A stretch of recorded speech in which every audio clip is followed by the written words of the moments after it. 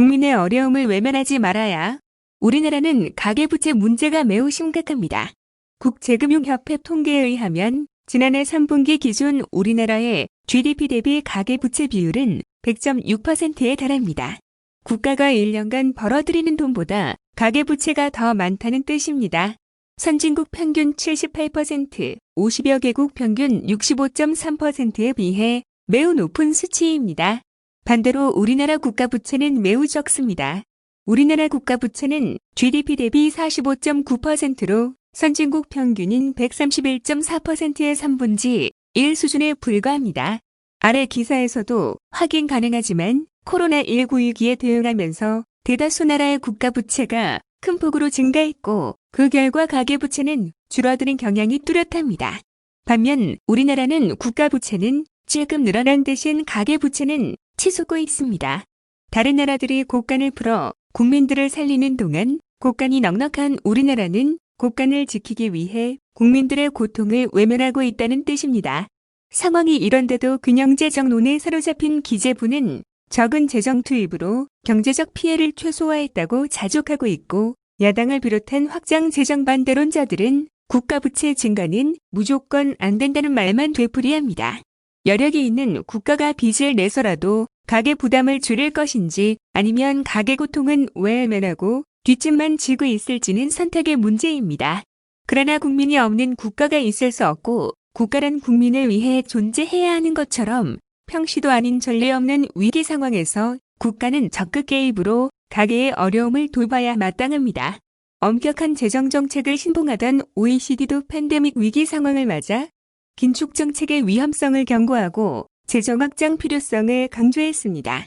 단기적인 수치를 조정하는 목표를 폐기하고 경제가 정상으로 돌아올 때까지 공공부채의 증가를 받아들여야 한다는 것이 수석 이코노미스트의 입장이며 이는 지극히 합당합니다.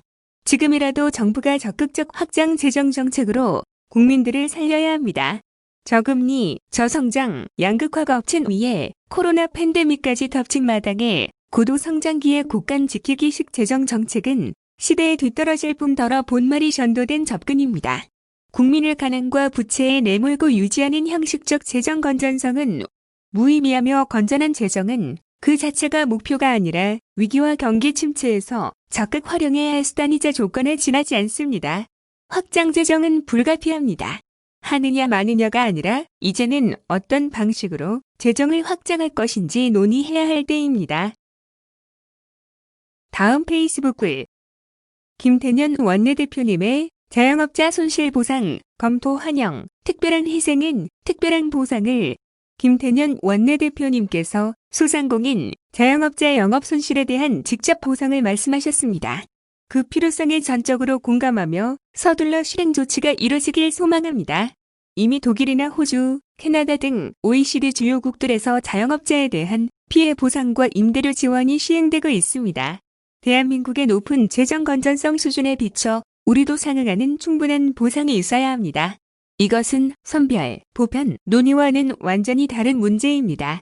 1차, 2차 유행 때는 전면적 집합금지나 집합 제한이 거의 없었지만 3차 유행에선 정부 정책에 의한 직접 피해가 생겨난 만큼 상응하는 보상을 해야 합니다.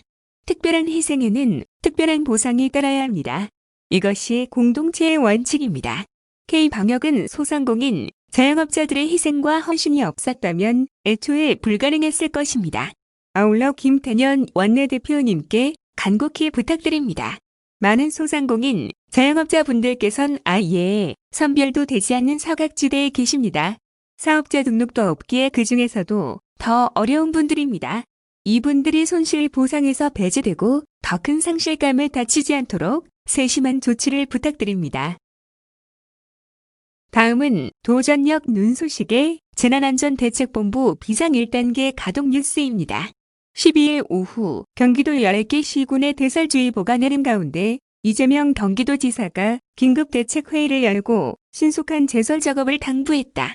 이재명 경기도지사는 이날 오후 5시 경기도청 재난상황실에서 31개 시장 군수와 긴급 영상대책회의를 열고 신속한 제설로 도민 피해가 최소화될 수 있도록 잘 살펴주시고 피해 복구 문제도 빨리 처리될 수 있도록 부탁드린다고 당부했다.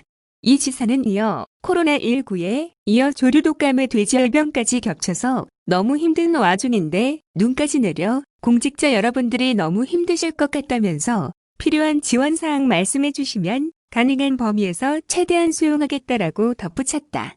경기도에는 12일 저녁 6시 기준 광명과 시흥, 고양, 김포, 가평, 남양주, 구리, 과천, 안양, 군포 등 10개 시군에 대설주의보가 내렸다. 경기도는 12일 오후 3시부터 재난안전대책본부를 가동하고 총무과 등 10개 부서 직원들이 비상근무에 들어갔다. 도는 지난 주 6일과 7일 내린 폭설로 큰 피해를 입은 만큼 출퇴근 시간대 교통마비 등으로 인한 도민 불편을 최소화하기 위해 이번 눈에는 선제적으로 철저히 대비할 방침이다. 이에 따라 도는 대설주의보에 앞서 이날 오후 3시 경기도 전역에 경기도 지역에 1에서 3cm 눈이 예상되니 퇴근길 대중교통 이용, 눈길, 미끄럼주의 등 안전에 주의 바랍니다라는 내용의 긴급 재난 문제를 발송했다. 또한 도는 고양시 현천동, 시흥 대하동, 도내 116개 취약 구간에 제설 차량과 장비를 전진 배치했으며 제설제 사전 살포 등 선제적 제설 작업에 들어갔다. 또 각 시군의 녹은 눈이 얼면서 도로 결빙이 예상되는 고갯길이나 이면 도로 등 제설 취약 구간에 대한 순찰을 강화하고 제설제 사전 살포, 차량 감속 안내 등 안전 조치를 하도록 했다. 이면도로 등 마을도로는 지역자율방재단 등 가용자원을 최대한 활용해 잔설 제거와 재빙을 실시하도록 하고 주민들을 대상으로 내 집가게 앞 눈치우기 협조 안내를 독려하도록 했다. 한편 도는 지난해 12월 결빙 취약 구간에 대한 안내를 강화하기 위해 새벽에도 운전자가 감지할 수 있는 LED 표지판을 지방도 90곳과 시군도 179곳에 설치했다. 다음은 코로나19 긴급대응단 정리의 기자회견입니다. 경기도가 경북 상주 BTJ 열방센터를 방문한 도민의 절반 이상이 진단검사 행정명령 기한까지 검사를 받지 않았다며 계속해서 검사를 거부하는 방문자를 대상으로 고발 조치를 검토하고 있다고 12일 밝혔다. 임순광 경기도 코로나19 긴급대응단장은 이날 정례 기자회견을 열고 최근 확산되고 있는 경북 상주 BTJ 열방센터 관련 대응 상황에 대해 설명했다. 경기도는 8일 지난해 11월 27일 이후 BTJ 열방센터에 방문하거나 행사에 참여한 도민에 대해서 11일까지 진단검사를 받으라는 행정명령을 내린 바 있다. 12일 0시 기준으로 확인된 상주 BTJ 열방센터에 경기도 거주 방문자는 총 857명이다. 이 가운데 396명이 검사를 받아 양성 41명, 음성 259명을 확인했다. 96명은 검사를 진행 중이다. 나머지 461명은 11일까지 검사를 받지 않았다. 대부분 전화 통화가 되지 않거나 검사를 거부하고 있는 상황이다. 도는 보건소별로 경찰 인력의 협조를 받아 검사 대상자 추적과 진단 검사를 독려하고 있으며 열방센터 방문 관련자 중 검사를 지속적으로 거부하는 사람에 대한 고발 조치를 검토 중이다. 임 단장은 검사를 받지 않고 숨어버린다면 조기에 차단할 수 있었던 상황이 또 다른 지역사회 감염을 발생시키는 더 큰 상황을 초래할 수 있다며 BTJ 열방센터 방문 이력이 있는 도민은 꼭 보건소나 임시선별 검사소를 방문해 검사를 받아달라고 당부했다. 12일 0시 기준 경기도 확진자 수는 전일 대비 175명 증가한 총 17,233명으로 도내 28개 시군에서 확진자가 발생했다. 일반과 중증 환자 병상을 합한 도내 의료기관 확보 병상은 총 1,011개이며 현재 병상 가동률은 79.3%인 802 병상이다. 이중 중증 환자 치료 병상은 90개로 63개를 사용 중이며 현재 가동률은 71.6%다. 경기도 제3호부터 제11호 등 8개 일반 생활치료센터와 제1호 특별생활치료센터에는 11일 18시 기준 1,501명이 입소해 52.3%의 가동률을 보이며 전혀 수용 가능 인원은 1,369명이다. 안성시 정신과 병원 확진과 관련해 지난달 16일 최초 확진자가 발생한 이후 11일까지 총 39명이 확진 판정을 받았다. 입원 환자 38명, 의료진 1명이다. 확진자 39명은 신속하게 국립정신건강센터로 이송됐으며 삼병동에 동일 집단 격리되어 있던 비접촉자 128명은 이천시 소재 정신과 병원으로 모두 전원 조치됐다. 1병동과 2병동에 격리돼 있던 접촉자 105명 중 49명은 3병동으로 보내고 접촉 강도가 높았던 3명은 경기도 의료원 의정부 병원으로 전원 조치해 동일 집단 격리 시설의 밀집도를 낮췄다.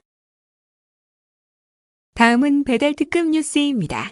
화성시에 거주하는 A씨는 지난해 12월 24일부터 올해 1월 1일까지 배달 특급으로 총 14번을 주문했다.